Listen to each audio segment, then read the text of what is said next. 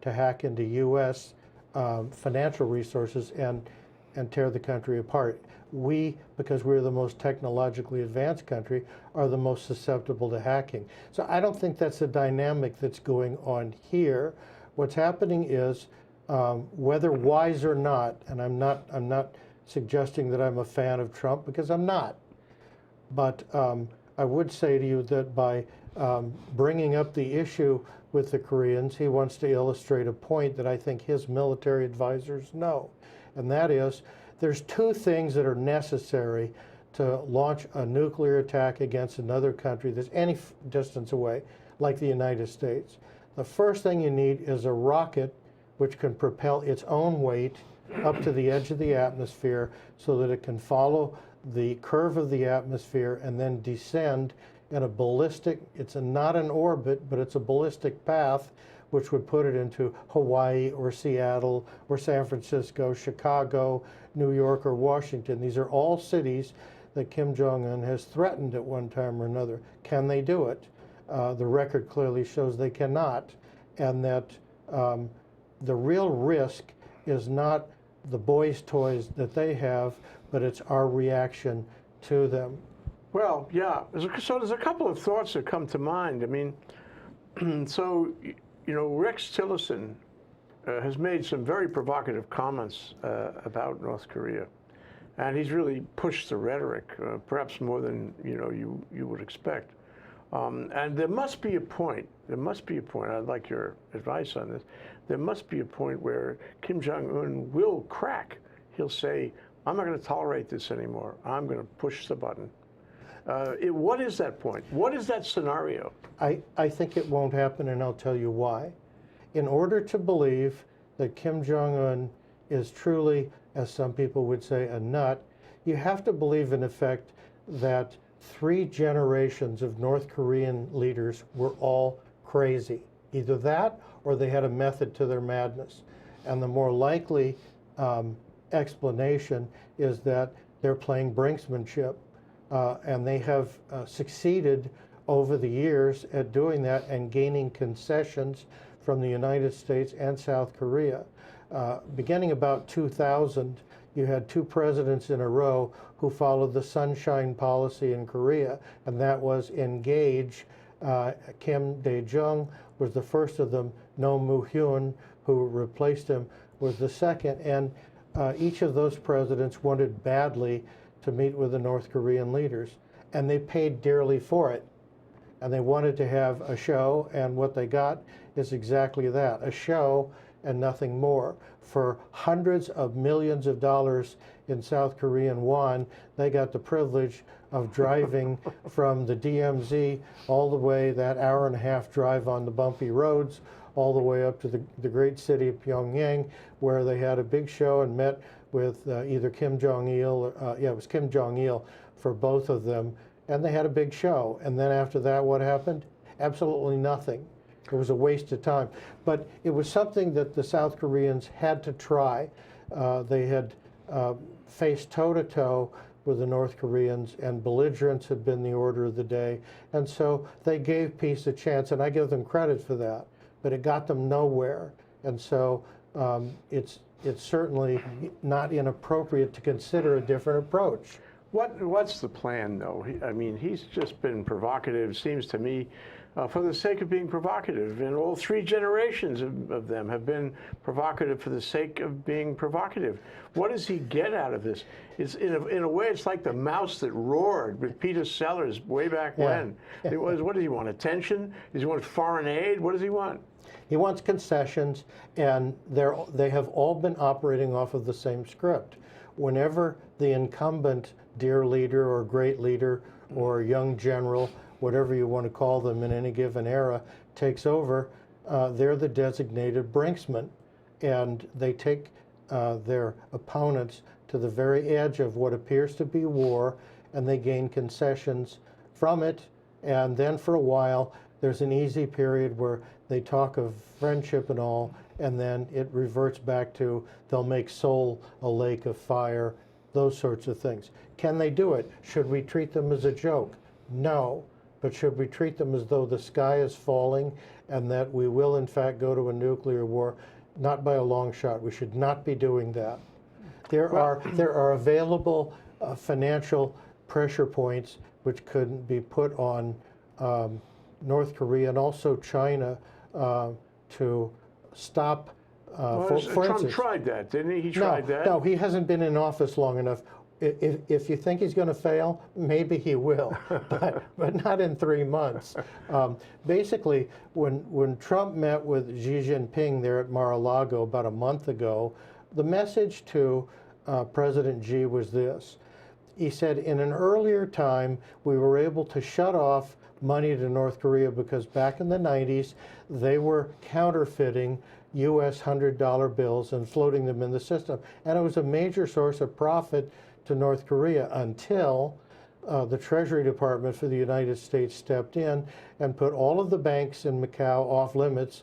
They said, you will not deal in the American financial system at all. And so they shut that off. That was a very effective form of sanction, and it didn't risk war at all. Yeah. Let me tell you what I believe Trump told Xi Jinping. He said, look, the UN has banned coal shipments from North Korea, saying that the Koreans cannot make money by selling coal to the Chinese, which is a major source of revenue for the North Koreans. So what happens to make that sale occur anyway? Now the Chinese banks get involved with it. And for the past 4 previous administrations, the Bushes, Clinton, and Obama, all 4 of them have basically said, look, we've got enough problems with Iraq and the Middle East and the Israelis and Palestinians and all the rest of it. Let's keep this on the back burner. And they have succeeded in doing just that. All of them have, to a point. They considered it to be a containable problem, and they dealt with it as such, and they succeeded to that extent. What you can expect from Trump, which is different, is that Trump will go after the financial resources of North Korea, and if necessary, he will boycott, and the Treasury Department will boycott the Chinese banks. Not all of China, and is it enough to start a trade war? I think not, but now Trump is practicing a little brinksmanship of his own. He's telling Xi that if your banks facilitate these agreements where the North Koreans can sell coal to the Chinese, then we will take steps against the banks that do that so that they are banned from any deals with the United States banking system. We have enough clout in our banking system so that we can cripple any bank which we put off limits to American business. And I think that's what's happening now. And you know, it happens in a very congenial situation. They're all in South Florida, and they've got arms around one another and all. But Trump he's upping the ante, but not in a military sense. He's not going to send a carrier task force into an area where the Koreans can blow it out of the water. That is not the method of his madness. But you're seeing reverse brinksmanship on our part now through him. The art of the negotiation, like it, don't like it, I really don't care, but that's what's being practiced right now. And we'll see with the passage of the months whether it works or not. I will see more about this conversation after this break. That's Patrick W. Border, an informed citizen and, in fact, a citizen diplomat all around North Korea. We're discussing exactly what's happening there, whether they are a paper tiger or a serious one. We'll be right back. You're watching Think Tech Hawaii, which streams live on thinktechhawaii.com, uploads to youtube.com, and broadcasts on cable OC16 and Alelo 54. Great content for Hawaii from Think Tech. You're watching Think Tech Hawaii, Hawaii's leading digital media platform for civic engagement, raising public awareness on tech, energy, diversification, and globalism. Great content for Hawaii from Think Tech.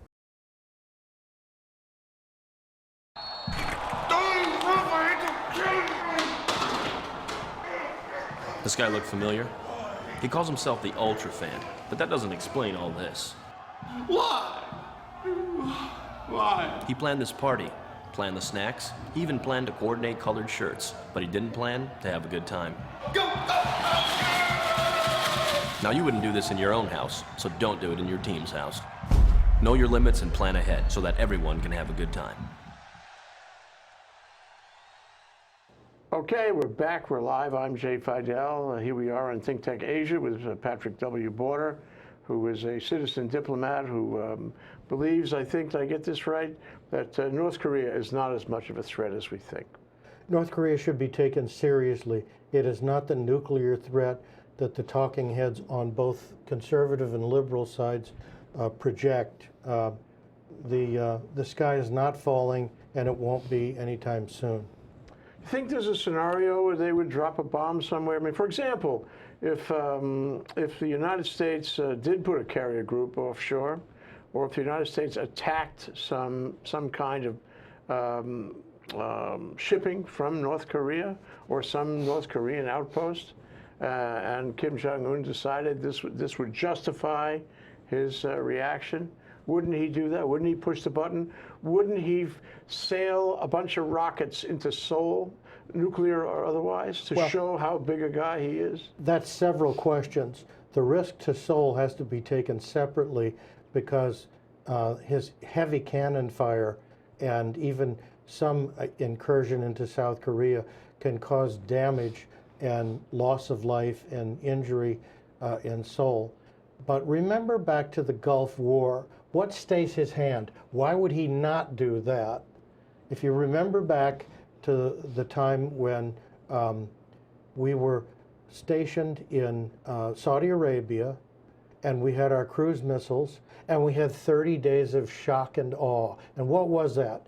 30 days of shock and awe meant that without putting a single soldier into Iraq, we would cripple their system. We would make them blind militarily. We would knock out all of the tanks in the desert, and then after they were seriously weakened, then at a time of our choosing, we would invade with people. And that's exactly what we did. We have the cruise missiles that can travel 50 feet off the ground and make, and I hope to God this does not happen, so please don't take it as advocacy, but if they want to damage Seoul, we can make powdered sand out of Pyongyang, because you can fire those missiles. They're deadly accurate, and if Kim Jong-un wants to stay 100 feet underground and try to rule this country 3 months after he's been deposed and that regime no longer exists, well, he can do whatever he wants. Saddam Hussein tried that, and when they finally caught up with him, it didn't work very well. But Jay, we have the capacity, despite the fact that we're 100 miles away from Pyongyang and they're 25 miles